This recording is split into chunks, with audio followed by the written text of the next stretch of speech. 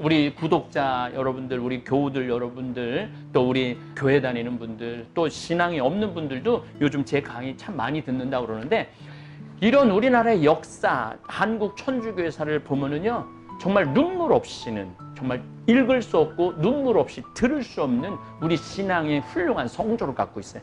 2000년 전에 뭐 12제자, 그 후로 신약성서에 나오는 훌륭한 바르나바라든지 디모테오라든지 이런 훌륭한 분들도 많지만은, 우리 한국 천주교회사의 신앙의 성조들을 보면요, 세계 어떤 교회에 뒤지지 않는 훌륭한 그러한 성조를 모시고 있는 겁니다. 이 집안에 대해서 우리는 마제에 있는 남인학파의 정약현, 정약전, 정약종, 정약용, 이 사형제에 대해서 잘 알아야 합니다.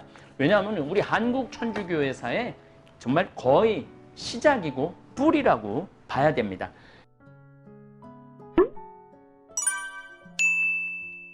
황사영과 정난주라는 제목으로 강의를 준비했습니다. 황사영은 아마 대한민국에서 그래도 학교를 다녔던 분들이라면 황사영 백서까지는 누구나 다 아는 이야기일 것입니다. 또 정난주는 사실 이제 우리 신자들 외에는 잘 모르죠. 황사영 알렉시오의 부인이 정난주 마리아입니다.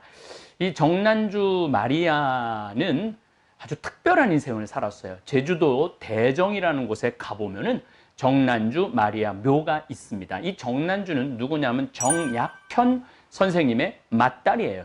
그리고 제가 이제 또 좀 이따 말씀드리겠지만, 정약현은 정약전, 정약종, 정약용 사형제, 남인학파죠. 마제에서 아주 정조가 특별히 사랑한 집안이었죠. 어쨌든 이 황사영 알렉시오는 1801년 백서 사건 때문에 12월 10일 날 능지 처참을 당하죠. 목을 자르고 죽고 난 다음에 몸을 6갈래로 나눠서 팔도로 다 내다 보이는 거죠. 이제 천주교 믿으면 이렇게 된다. 근데 이 정난주 마리아는 배교를 해요. 왜 배교를 하느냐면, 황경헌이라고 1살배기 아들이 있었는데, 이 아들을 두고 차마 죽을 수가 없었던 거죠.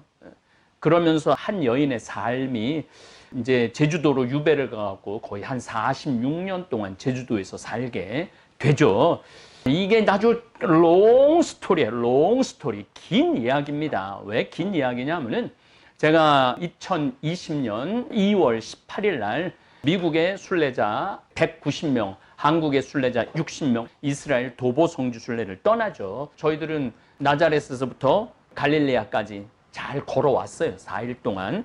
그리고 이제 마지막 막달레나라는 곳에서 카파르나움까지 한 5, 6km 정도 되는 거리를 걷는 일만 남아 있는데, 갑자기 호텔 측에서 강제 격리를 시작한 거예요.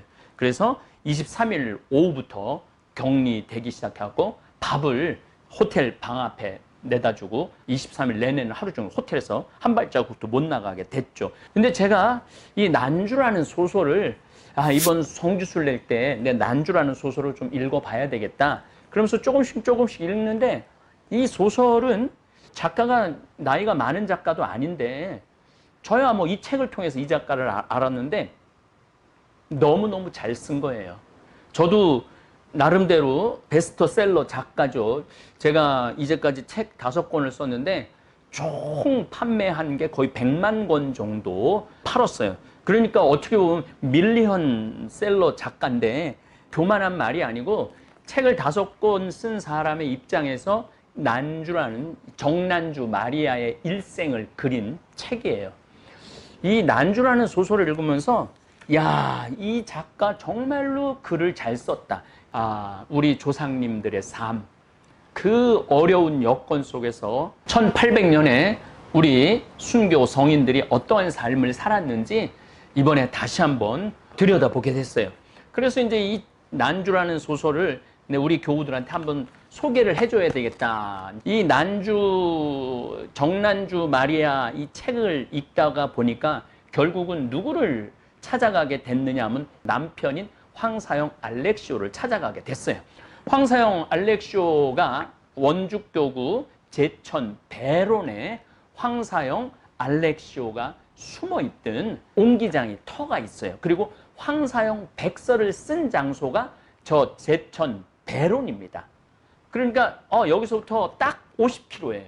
그래서 제가 내가 이 C19 극복을 위한 도보 성지순례를 내가 여기 한국에서 해야 되겠다. 그래서 이 평창에서부터 배론까지 5월 14, 15, 16, 17 목, 금, 토, 일 이렇게 4일 동안 저녁 7시부터 밤 10시까지 하루에 12km씩 걸었습니다. 왜냐하면 황사영 알렉시오가 백서를 쓴 곳이고 정난주 마리아의 남편이기 때문에 그렇습니다. 그런데 이 베론이라는 성지가 한국 교회사를 관통하고 있는 성지예요. 왜냐하면 이미 1801년 우리가 1784년에 이승훈이 세례를 받았다고 그러죠. 그런데 불과 20년도 되지 않았고 베론은 이미 천주교 신자들이 박해를 피해서 교천이 형성이 돼 있었어요. 200년 전에 베론이라고 그러면은 진짜 아무도 찾아오지 않는 정말 첫 산중이죠. 그래서 황사영 알렉시오 성조가 백서를 쓰기 위해서 또 이미 피신도 했고 그 톡을 해서 백서를 쓰게 되죠. 그러다 보니까 이 난주라는 소설 때문에 황사영 알렉시오의 황사영 백서 쓴 장소를 순례하게 됐고 또 거기엔 또 누가 있느냐면 최양업 토마 신부님, 우리나라 두 번째 신부님 묘가 있어요. 아마 베론 역시 최양업 토마 신부님께서 11년 6개월 정도 사목을 하셨는데 이 베론도 아주 중요한 당신의 사목지였다고 저는 생각을 합니다. 그러니까 최양업 토마 신부님의 묘가 있죠. 그리고 정말 기가 막힌 성인이 한 분 계세요. 장주기 요셉 성인이라고 이 베론에 신학교를 시작한다고 그러니까 당신의 집을 봉헌을 했어요. 그래갖고 신학생들 공부할 수 있도록 자기의 집을 내주고 자신은 관리인이 되고 1866년 3월 30일 날 순교를 하시죠. 그래서 장주기 요셉 성인은 성인이시고 최양업 신부님하고 황사영 알렉시오는 지금 복자품에 올라 계시죠. 어쨌거나 이 황사영 알렉시오에 대한 이야기를 좀 하도록 하겠습니다. 정조 임금은 남인, 북인, 서인, 동인 다색 당파라고 그러죠. 이렇게 당파 싸움을 맨날 했는데 이 정조 임금은 이거 안 되겠다. 누구나 당파를 가리지 않고 다 인재를 뽑아야 되겠다. 그래서 탕평책을 씁니다. 그래서 1790년에 전국에 인재들 등용한다고 과거 시험을 봐요. 과거 시험을 보는데 이제 시험이 끝나고 시관들이 이렇게 답안지를 걷어갖고 점수를 매기고 장원급제 또 뭐 진사급제 이런 걸 해야 되잖아요. 그런데 답안지를 하나 딱 봤는데 기가 막힌 답안지가 있는 거예요. 이야, 이렇게 답안을 기가 막히게 쓴 사람이 있구나. 그래갖고 쫓아갑니다. 정조 임금님한테 그 답안지를 들고 임금님 기쁘게 해준다고 임금님 이렇게 기가 막힌 훌륭한 인재가 있습니다. 보십시오. 정조가 보니까 답안이 이거는 뭐 완전히 대단한 답안지가 나온 거예요. 그래서 야, 내가 이런 초야 인재를 묻어두고 정말 이렇게 쓰지를 못했구나. 정말 대단한 인재가 누군지 빨리 찾아와라. 그래서 시관이 황사영을 부른 거죠. 불렀는데 여러분들 제일 나이 많은 사람이 과거 시험을 제 기억으로는 70살이 넘어서 과거에 급제한 사람도 있어요. 나이 제한이 거의 없어요.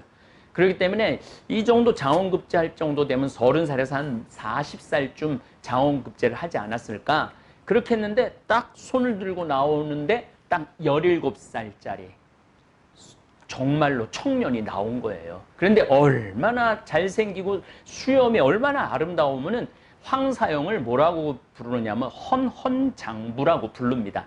헌헌장부가 뭐냐면 수염이 아름다운 젊은이라는 거예요. 그러니까 이 시관들도 조정 대신들도 특별히 정조 임금이 놀랍니다.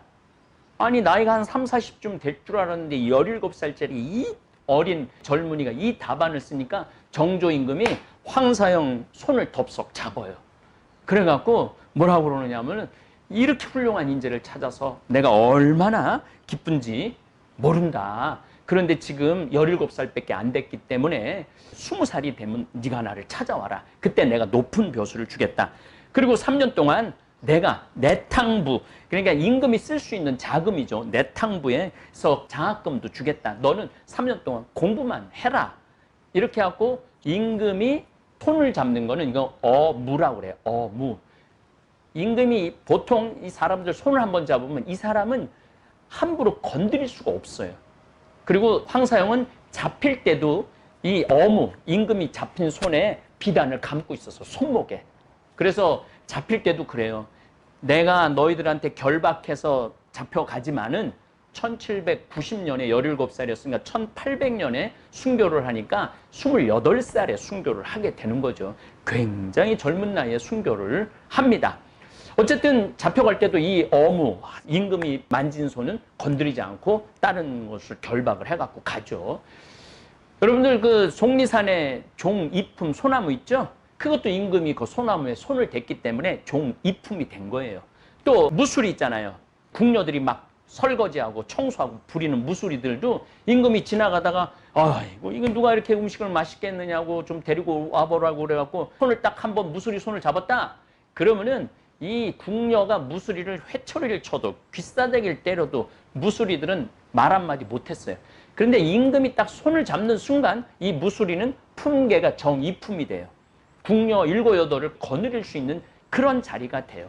그래서 이 황사영 알렉시오가 임금의 손을 잡았기 때문에 선비들도 지나가다가 정말 높은, 정말 이 귀한 분한테 그 사랑채에다가 절을 하고 지나갈 정도로 대단한 그러한 자리에 황사영 알렉시오가 들어갑니다. 그런데 문제는 황사영 알렉시오가 누구의 제자가 되느냐면 정약종의 제자가 돼요. 정약종. 자, 이 집안에 대해서 우리는 마제에 있는 남인학파의 정약현, 정약전, 정약종, 정약용 이 사형제에 대해서 잘 알아야 합니다. 왜냐하면 우리 한국 천주교회사의 정말 거의 시작이고 뿌리라고 봐야 됩니다. 이제 정약종의 제자로 들어가니까 당연히 황사영은 천주교 교리에 빠지게 돼요. 그래서 정약현의 맏딸 정난주 마리아하고 혼인을 하게 됩니다. 혼인을 하면서 정약종의 제자가 됐죠. 정난주 마리아를 만나면서 천주교를 접하게 되죠. 황사영이 알렉시오라는 세례명을 가지게 되는 거죠. 이 천주교에 너무 빠져갖고 천주교 교리, 이건 학문이 아니다. 서학이라고 그랬죠. 서양에서 온 학문이다. 그래서 서학이라고 그랬는데 이건 서학이 아니다. 이건 우주 만물을 창조하신 천주님을 믿는 신앙이다. 이렇게 얘기를 합니다. 정약종, 이 또 정약종을 우리가 좀 이해를 해야 돼요. 이 정약종은 1801년에 순교를 합니다. 정약종 아구스티노.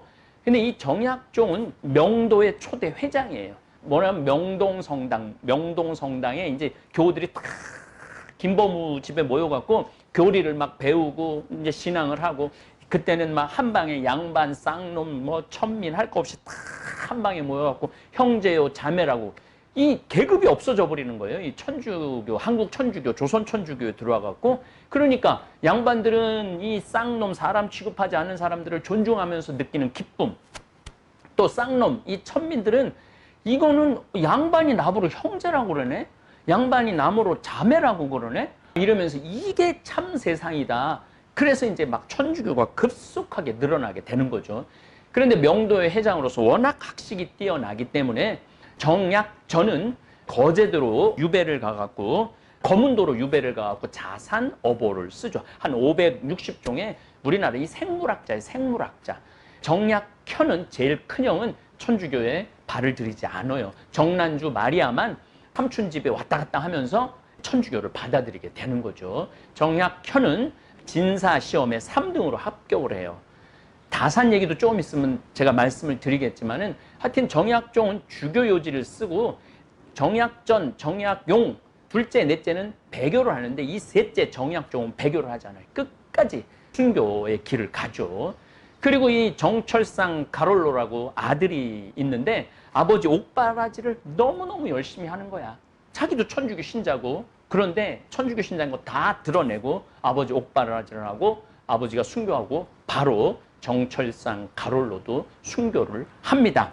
자, 정약종 아구스티노, 정철상 가롤로도 순교를 하는데 이때 이 집에 위대한 인물 하나가 나와요. 그게 누구냐면 정하상 바오로가 아버지 순교할 때 몇 살이냐면 8살이에요. 8살. 그 다음에 정정의 엘리사벳은 한 15살 됩니다. 이 정하상 바오로 성인은 아버지 정약종이 그렇게 죽고 어디로 이제 가느냐 하면은 마제에 있는 정약용 집에 가요. 어쨌든 이 정철상 가롤로 형이 사형 선고문 내용이 이럽니다. 이건 정철상 가롤로한테 내린 내용이에요. 사형 선고문이에요. 너는 천주교에 깊이 빠져 집안 제사에 참석하지 않았으며 요사한 스승 곧 주문모 야고보 신부를 보호하려고 송곳으로 찔러도 말하지 않았다. 주문모를 맞이하여 거처하도록 하고 흉악한 무리들을 불러서 모임을 가졌으며 개나 돼지처럼 행동하면서 인간의 윤리를 무너뜨린 죄는 10,000번 죽어도 아깝지 않다. 이 얘기 뭐냐면은 제가 왜 이 얘기를 특별히 넣느냐 하면은 이 주문모 신부님을 황사영 알렉시오도 굉장히 그러니까 이 주문모 신부님은 황사영 알렉시오를 너무너무 아끼고 사랑했어요. 왜 아끼고 사랑했느냐 하면은 너무 똑똑하고 교리도 너무너무 잘 가르치고 신부 말이라면 탁착 알아듣고 그런데 이 정철상 가롤로 역시 주문모 신부님을 보호하려고 여기 이제 강완숙 골론바라는 탁월한 인물이 나와요. 주문모 신부님 계속 보호, 6년 정도 보호를 하죠. 어쨌거나 자꾸 번외로 넘어가면 안 되니까 정하상 바오로 성인은 이제 그 마제에 있으면서 너무 서름을 받아요. 그래서 어느 정도로 서름을 받느냐 하면은 천주교 때문에 정씨 일가가 전부 풍비박산이 나죠. 그래서 정씨 일가는 천주교란 말만 들어도 벌벌 떨면서 그런 교를 계속 믿으려 한다는 생각조차 할 수가 없었어요. 그래서 친척들은 정하상과 그 집안 식구들이 천주교를 버리게 하려고 온갖 노력을 합니다. 통렬한 비난도 하고 협박도 하고 멸시도 하고 조소도 하고 심지어 학대까지도 모두 동원을 합니다. 그런데 정하상 바오로 성인 엄마 유소사 채칠리아는 너는 절대 천주님을 배교하면 안 된다.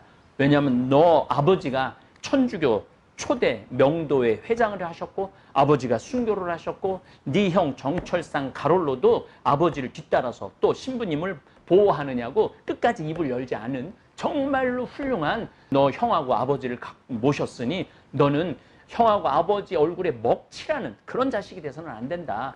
그러면서 정하상 바오로 성인은요, 그 마루상에서 밥을 못 먹었다고 그래요. 항상 부엌에서 밥을 서서 먹었다고 그래요. 그렇게 무시를 당합니다. 그래서 이제 어머니한테만 계속 입으로만 교리서를 다 태워 없앴으니까 백두산으로 유배를 간 조동섬 유스티노한테 가서 한글하고 한문하고 교리를 배우죠. 그래서 이 정하상 성인은 상제상서라는 책을 써요. 1839년에 이거를 내죠. 상제상서라는 게 뭐냐면은 재상한테 올리는 글이야. 그러니까 우리나라 영의정한테 올리는 글이야. 이 상제상서를 읽어보면은 제가 한번 또 여러분들, 우리 구독자 여러분들, 우리 교우들 여러분들, 또 우리 교회 다니는 분들, 또 신앙이 없는 분들도 요즘 제 강의 참 많이 듣는다고 그러는데 이런 우리나라의 역사, 한국 천주교회사를 보면은요, 정말 눈물 없이는, 정말 읽을 수 없고 눈물 없이 들을 수 없는 우리 신앙의 훌륭한 성조를 갖고 있어요. 2000년 전에 우리 12제자, 그 후로 신약성서에 나오는 훌륭한 바르나바라든지 디모테오라든지 이런 훌륭한 분들도 많지만은 우리 한국 천주교회사의 신앙의 성조들을 보면요, 세계 어떤 교회에 뒤지지 않는 훌륭한 그러한 성조를 모시고 있는 겁니다. 이 상제상서 조금만 한 구절만 제가 여러분들한테 좀 소개를 해드리면은 이렇게 얘기를 합니다. 이 집을 보십시오. 집을 보면은 얼마나 이 집을 잘 졌습니까? 그러면은 이 대고를 봐도 이렇게 잘 진 대고를 보고 아, 이 대고를 지은 이 목장이 누구냐를 물어보고 분명히 대궐이 있다는 것은 대고를 지은 사람이 있습니다. 훌륭한 그림을 보십시오.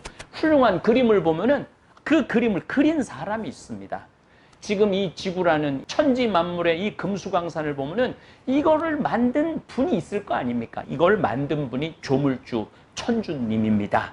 이 천주님을 믿는 게 왜 죄가 됩니까? 이렇게 정말 읍소하는 거죠. 재상한테. 그래서 상제상서를 써서 올립니다. 어쨌거나 하여튼 1824년 1801년에 8살이었으니 1824년이 되면은 우리 정화상 성인이 몇 살이 됩니까? 32살이 돼요. 32살이 돼서 이때부터는 조선 천주교회 재건에 앞장서요. 그래서 중국이 한 5천리가 훨씬 넘죠. 이 5천리가 넘는 중국을 9번이나 갔다 와요. 왜 9번을 갔다 오느냐 하면은 신부님 모셔오려고.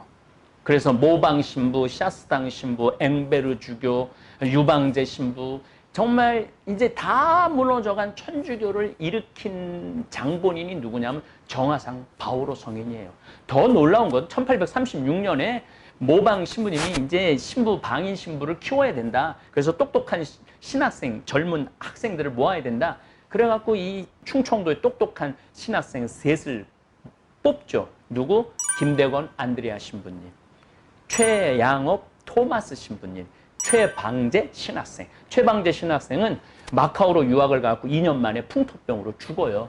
그래서 이 두 분이 우리나라 1호 신부, 2호 신부가 되는데 누구 손에 이끌려서 중국으로 가느냐면 정화상 바오로 성인 손에 이끌려서 이제 41살, 2살 된 이 바오로 성인이 대소년을 손을 잡고 넘어가면서 아버지가 일으켜내온 조선 천주교회, 이걸 내가 이 젊은 대소년을 통해서 다시 일으키기를 바라는 마음으로 모시고 가죠. 참. 그러니까 1839년에는 결국은 이제 정화상 성인이 기해박해 목숨을 잃어요. 이때 누가 목숨을 잃느냐면 정정혜, 엘리사벳 누나, 5살 위인 누나, 그 다음에 정화상 바오로 성인 80이 다 된 유소사 채칠리아, 기해박해 때 셋 다 순교를 합니다. 그러므로 해서 이 집안 정약종, 정철상, 유소사 채칠리아, 정정혜 엘리사벳, 정화상 바오로 성인은 천주교라는 이름 때문에 온 집안이 다 순교를 하는 집안이 돼요. 정말 조선 최고의 천주교 집안이라고 해도 지나친 말이 아니죠. 그래서 이 황사영 알렉시오는 정약종의 제자가 되고 그러면서 정약현의 맏딸이 되면서 천주교를 접하게 되고 황사영은 1798년에서 1799년까지 요 2년 동안은 아예 한양으로 올라가요. 원래 창녕 황씨인데 한양으로 완전히 올라가고 어떻게 하느냐. 한양에서 천주교를 대놓고 포교를 합니다. 대놓고 포교를 하는데 포졸들이 잡으려고 해도 잡을 수가 없는 거예요. 왜 못 잡느냐 하면 어무 임금의 손을 잡힌 사람이기 때문에 체포를 못 하는 거예요. 그래서 포도대장한테 저 황사영이라는 사람이 대놓고 천주교를 지금 교리를 하고 모임을 갖고 있는데 저 사람을 잡아야 되는데 아니 어무가 내린 사람이라 잡지 못하니 포도대장님 임금한테 가서 제발 좀 저 황사영 좀 붙잡을 수 있도록 해달라고 그렇게 얘기를 합니다. 그랬을 때 정조 임금한테 그 얘기를 하는데 정조 임금이 이렇게 말을 합니다. 내가 20살이 되면은 찾아오면 높은 벼슬을 주겠다고 했는데도 불구하고 자기가 믿고 신봉하는 그 학문을 위해서 나한테 찾아오지 않는 저 황사영의 인품은 말할 것도 없이 훌륭하다. 그러니까 잡지 말아라. 임금이 어명을 내려요. 그러니까 황사영은 그래서 주위에서 뭐라 그러냐, 황사영이 가르치는 천주교 교리를 이해하지 못하면 바보다. 그만큼 쉽고 명확하게 교리를 가르쳤던 것이죠. 바로 이 황사영의 아내가 정난주 마리아, 그리고 황경헌, 이 추자도 얘기를 제가 좀 드리겠지만은 황경헌이라는 2살배기가 돼서 추자도로 가죠. 이 아들 하나를 살리기 위한 한 여인의 고뇌, 고통, 신앙의 괴로움, 신앙을 지키기 위하여 얼마나 힘든 삶을 선택했는가, 우리가 얼마나 지금 신앙을 취미생활로 하고 있는가를 이 난주라는 소설을 통해서 우리는 느낄 수가 있죠. 어쨌든 이 황사영은 1801년에 형제들이 집안이 11대 벼슬을 11대 전에는 한성에 지금으로 말하면 서울특별시장을 해요. 그러니까 11대 내내 벼슬을 한 집안이에요. 정말로 명가죠. 저도 황씨지만은 저는 장수왕이고 여기는 창녕왕이고 제일 위는 평해황이라고, 그리고 뭐 또 좀 많은 황씨들이 있지만은 저는 황희정승이 우리 선조라고 그러는데 그것보다도 황사영 알렉시오가 내 선조라는 것에 대해서 너무너무 자랑스럽습니다. 어쨌거나 하여튼 이렇게 해서 황사영은 천주교 신자들이 막 목에 날아가고 스승도 목에 날아가고 그러니까 북경 주교한테 편지를 써요. 62cm, 그 다음에 38cm 되는 비단에다가 13,011자를 써넣어요. 정말 간 자체가 하나도 없어. 13,011자를 전부 다 정자체로 써요. 이 내용을 제가 읽어보니까 너무 기가 막히게 잘 썼더라고요. 달래 천주교회사를 읽어보면 전문이 다 나와 있어요. 전문이 나와 있는데 우리는 뭐 고등학교 다닐 때 황사용, 백서는 막 황사용 죽일 놈이라고 그러는데 그렇게 죽일 놈은 아닙니다. 그리고 이제 네 번째가 그 유명한 다산정약용입니다. 이 다산정약용은 목민심서, 흠음신서를 써서 관리의 몸가짐과 백성을 어떻게 잘 다스려야 하는지 아주 잘 쓴 책이에요. 제가 잠비아 대통령 만나러 땅 달라고 갔을 때 잠비아 대통령한테 선물한 책이 바로 목민심서, 흠음심서 영어본을 선물로 줬습니다. 그만큼 세계 어디다 내놔도 자랑스러운 책을 쓴 분입니다. 어떻게 보면은 율곡 2위나 태계 2황보다 더 대단한 학식을 또 대단한 깊이를 가진 분이 다산정약용이죠. 다산정약용하고 정약전은 배교를 합니다. 그래서 정약전은 거문도로, 정약용은 강진으로 유배를 갑니다. 정약용이라는 이 탁월한 분은 제가 아주 젊었을 때 또 동양 철학을 공부할 때 굉장히 존경하고 사랑했던 분이기 때문에 강진, 유배지를 제가 4번이나 찾아가 봤어요. 17년인가 18년인가를 유배를 하죠. 뭐 그 긴 세월 동안. 이게 1800년에 천주교가 풍비박살이 나요. 왜 그러느냐 하면은 1800년에 누가 죽느냐 하면은 정조임금이 죽어요. 24년 동안 통치를 하고 정조임금이 죽고 누가 왕에 오르느냐 하면은 순조, 11살 된 순조가 왕에 오릅니다. 그러면서 영조의 계비인 정순황후 대비가 수렴청정이라고 발을 뒤에 가리고 왕은 앞에 앉아있고 발을 가리고 뒤에서 수렴청정을 하게 되죠. 근데 이 계비는 누구를 진짜 미워하느냐 하면 남인 계열의 학자들을 너무너무 미워했어요. 자기 아버지의 죽음하고 연관이 돼 있고 오빠의 죽음하고도 연관이 돼 있습니다. 그래서 남인 학파를 전부 다 제거를 하려면 천주교라는 누명을 씌워갖고 싹 다 제거를 한 거죠. 그래갖고 1801년 신유박해 때 모든 남인들이 다 요절이 나는 거예요. 우리가 알고 있는 이벽, 권철신, 이승훈, 그 다음에 정약용, 정약종, 정약전 이런 분들이 이때 다 유배를 가거나 목숨을 잃게 되는 거죠. 그리고 이 순조는 13살 되는 해에 이거는 아니지 않느냐. 그래서 조금씩 박해를 좀 못하게 해요. 정순왕후가 못하게 해요. 그러면서 천주교가 좀 자유로워지면서 1839년 이때 기해박해 받을 때 한 8,000명 정도 되고 그 다음에 최양업 신부님이 들어올 때 18,000명이라는 1849년경에는 어마어마한 숫자로 천주교가 불어나죠. 그래서 왜 제가 정약종까지 이야기를 하느냐 하면은 황사영 알렉시오라는 분이 정약종이라는 분을 만나면서 천주교를 알게 되고 정난주 마리아와 결혼을 하면서 정말 천주교의 거의 수호자가 됐던 것이죠. 또 베론 성지에 빼놓을 수 없는 분이 최양업 토마 신부님입니다. 지금 베론은 최양업 토마 신부님의 묘가 있는 성지입니다. 최양업 신부님은 1836년에 김대건 신부님과 최방제와 유학길에 오르죠. 누가 데리고 갔다고 그랬어요? 정화상 바오로 성인이 북경까지 중국까지 데려다주고 원래는 말레이시아 페낭이라는 곳에 공부를 하려고 했는데 거기가 좀 파리 외방선교 신부들이 좋아하지 않았어요. 그래서 어디로 유학길에 오르느냐 마카오라는 홍콩에서 한 1시간 정도. 지금은 뭐 1시간이지만 그때는 뭐 1836년에 떠나갖고 1837년 4월, 5월경에 마카오에 도착을 했으니까 거의 6개월 동안, 거의 한 8, 9개월 동안 유학길에 오른 거죠. 제가 김대건 안드레아 신부님, 최양업 토마 신부님 라틴어로 쓴 편지를 보니까 이분들이 보통 똑똑한 분들이 아니에요. 저는 뭐 신학교에서 라틴어를 3년 동안 배워도 편지 한 통 제대로 못 쓰는데 이분들은 기가 막히게 라틴어로 편지를 쓰셨던 거죠. 김대건 신부님 1845년에 서품을 받으시죠. 그리고 1846년 9월 16일 날 순교를 하시죠. 그런데 이 최양업 토마 신부님은 몇 번 한번 밀란이 일어나고 마카오로도 한번 피난 가고, 그 다음에 만주의 소팔가자라는 곳도 몽고에 피난을 가고, 하여튼 그 유학길이 결코 편안하지 않았어요. 그러니까 최방자라는 고 신학생은 2년 만에 풍토병으로 목숨을 잃게 되죠. 1821년 3월 1일 날 충청도 청양 다락골이라는 곳에 태어납니다.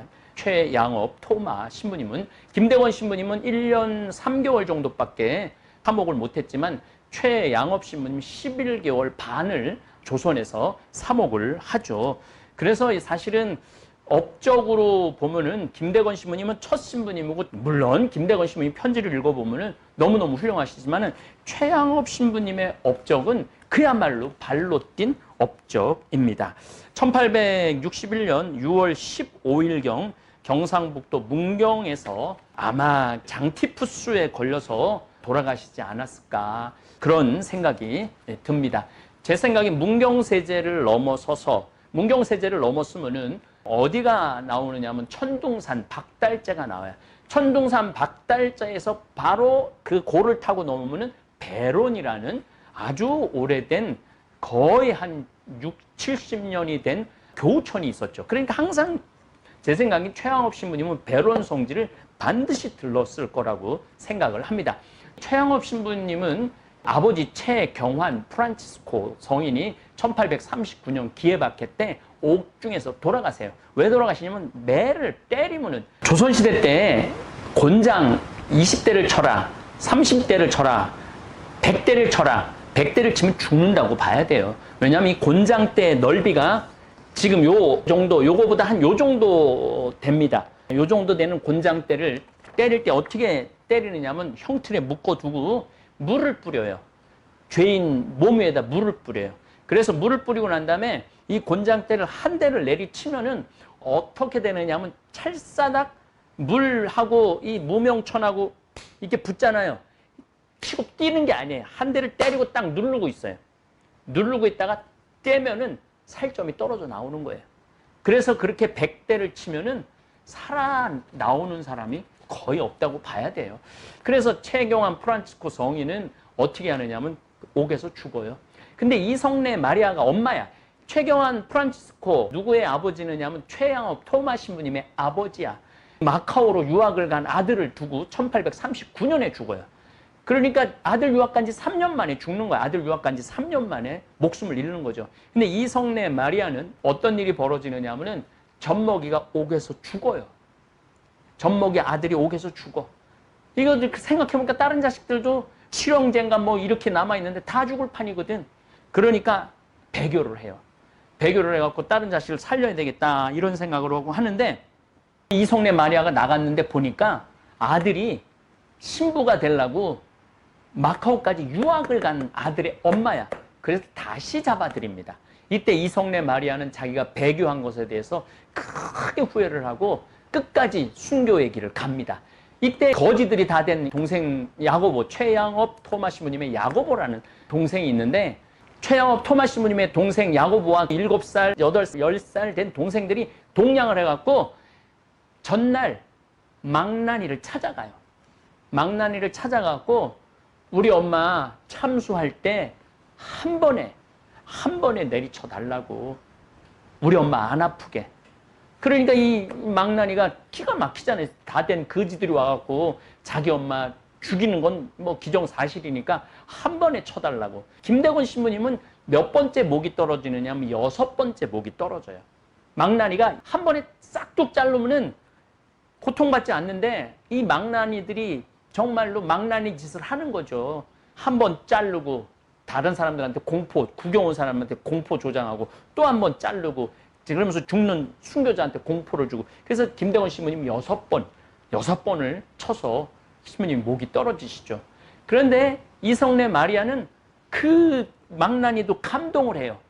정철상 가롤로가 정약종 아버지 옥바라지를 하듯이 이 자식들도 어머니 옥바라지를 한 거죠. 옥바라지를 하면서 그렇게 동냥을 해갖고 돈을 갖다 주니까 이 망나니가 밤에 칼을 정말로 열심히 갈았대요. 가려갖고 한 번에 이성래 마리아 목은 한 번에 치죠. 그러니까 해 한일이라는 증조부부터 천주교를 믿어갖고 한 군데 머무를 수가 없었어. 다락골에서 그냥 떠돌아 다니다가 결국은 지금 안양에 있는 수리산, 그래서 지금 그 수리산 성지에 최경환 프란치스코 성인의 묘가 모셔져 있죠.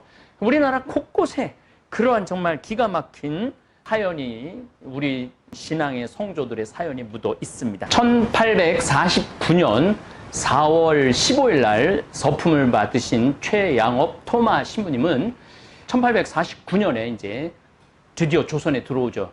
조선에 들어오기 위해서 5년 동안 시도를 하다가 조선에 들어옵니다. 신부님은 압록강을 건너서 조선으로 들어오는데, 당시 페레올 주교 W 신부님을 만나고 이제 정말 6개월 동안 삼남, 충청도, 경상도, 전라도 지방을 5천리를 돌면서 고해 성사를 주고 미사를 집전했죠. 그 외에도 129개 공소를 돌면서 11년 6개월 동안 사목을 했습니다. 그래서 이 신부님이 1년 동안 걸어다닌 길이 7,000리래요. 7,000리. 말이 7,000리지, 제가 여기 평창에서부터 배론 성지까지 100리 걸었어요. 100리. 그것도 4일 동안 100리를 걸었는데 중간에 발톱, 이게 발톱 보여줄 수도 없고, 발톱이, 새끼 발톱이 죽어갖고 새카맣게 해갖고 이제 빠지기 일보 직전인데, 겨우 100리를 걷고도 발톱이 빠지려고 그랬는데, 그 옛날에 뭐가 있었어? 집신을 신고 7천리를 돌아다니셨으니, 선교한다고 돌아다니셨으니 12개월 반 만에 세도 넘기 힘든다는 문경 세제를 넘다가 목숨을 잃으신 것이죠. 어쨌든 우리 신부님은 선교사들이 파견되기 전에 조선의 실정과 풍습을 익힐 것을 마카오 이제 신학교 선생이자 또 파리 외방 선교 본부장인 리브 신부에게 계속 조선의 풍습을 익히고 들어와야 된다. 파리 외방 정교 신부들이 그러면서 아주 굉장히 자존심이 강한 신부님이었어요. 조선 천주교에서는 페레올 주교가 천주교 공동체에 영향력 있는 양반만 감싸고 돌았어요. 그래서 민중 신자들이 소외되고 있었음에 대해서 페레올 주교를 비판을 해요. 왜 양반만 감싸고 도느냐? 이 상민들, 천민들도 하느님의 아들, 딸들이다. 그러면서 페레올 주교하고 조금 갈등도 있기도 하죠. 어쨌든 이 최양업 신부님은 신학을 공부한 정말 신지식인이었지만은 한문으로 가르치지 않아요. 한글로 바꿉니다. 한글로 바꿔서 천주가사, 사사 음절로 된 천주가사를 전부 다 만들어갖고 교리를 쉽게 배우고 익히도록 해줍니다. 어쨌든 최양업 신부님은 사회 개혁가죠. 민중들의 소외, 양반 계급들의 무의 도식을 비판을 해요. 그리고 신분제도가 폐지돼야 된다고 이야기를 합니다.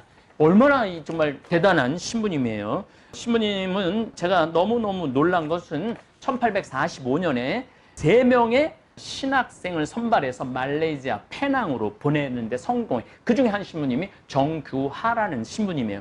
그 다음에 미리네에 지금 묻혀 계신 강도영 신부님. 강도영 신부님이 정규하 신부님 은경축 미사를 해주죠. 그 연도가 이렇게 탁탁탁 맞아 떨어져 갑니다. 이 신부님이 뭐라고 얘기를 하느냐 하면은 한글이 교리를 공부하는데 매우 유용합니다. 우리나라 알파벳은 10개의 모음과 14개의 자음으로 구성되어 있는데 배우기가 아주 쉬워 10살 이전의 어린이라도 글을 깨칠 수가 있습니다. 이 한글이 사목자들과 신부님들의 부족을 메우고 강론과 가르침을 보충해 줍니다. 쉬운 한글 덕분에 세련되지 못한 산골에서도 신자들이 빨리 천주교 교리를 배우고 구원을 위한 훈계를 받을 수가 있습니다. 그런데 신부님이 참 감동적인 글을 하나 쓰세요. 1857년 9월 15일 그 스승 리브 신부한테 보낸 편지가 있어요. 조선 사람들은 쉽사리 합리적인 순리를 수긍하고 이성과 정의의 바른 길을 잘 파악합니다. 이 임금의 편지를 보면은, 글을 보면 참 자기 나라 백성인데도 얼마나 무시하는 글들이 많은지 몰라요. 어쨌거나 조선 사람들은, 신부님은 조선 사람들을 저처럼 본 것 같아요. 대한민국 세계 제1이라고. 조선 사람은 쉽사리 합리적인 순리를 수긍하고 이성과 정의의 바른 길을 잘 파악합니다. 만일 한마음 한뜻으로 백성에게 동일한 이론을 가르치고 계몽한다면 백성들은 쉽게 동의할 것입니다. 그러니까 우리가 한마음 한뜻으로 한글로 교리서를 만들어 갖고 가르친다면 백성들은 쉽게 동의한다는 거예요. 마지막 글자가 뭐냐면 제가 실제로 계몽을 받아 이에 정통한 자가 되어 있지 않습니까? 그러니까 이 최양업 신부님은 조선 사람들 가르치면 다 알아듣는다 이거예요. 그러니까 상민들 무시하지 말고 양반만 감싸고 돌지 말라는 거예요. 그 대표적인 깨우침을 받은 정통한 자가 바로 당신 자신이라는 얘기를 합니다. 그러면서 천주가사, 사사음의 천주가사를 해서 상민들한테도 하느님의 교리를 그렇게 잘 가르치고 1861년 6월 15일 날 문경에서 세상을 떠나게 됩니다. 이 베론이라는 성지가 황사영 알렉시오 1801년에 백서 쓰셨죠. 그 다음에 최영업 토마스 신부님의 주 사목지 중에 한 베론에서 문경을 넘다가 돌아가시니까 헌둥산 박달재를 넘어서서 베론에 신부님 시신이 안치가 된 겁니다. 그런데 여기 문경에는 또 탁월한 성인이 한 분 계세요. 그분이 누구냐면 장주기 요셉 성인이에요. 이분은 수원 요당리에서 태어나세요.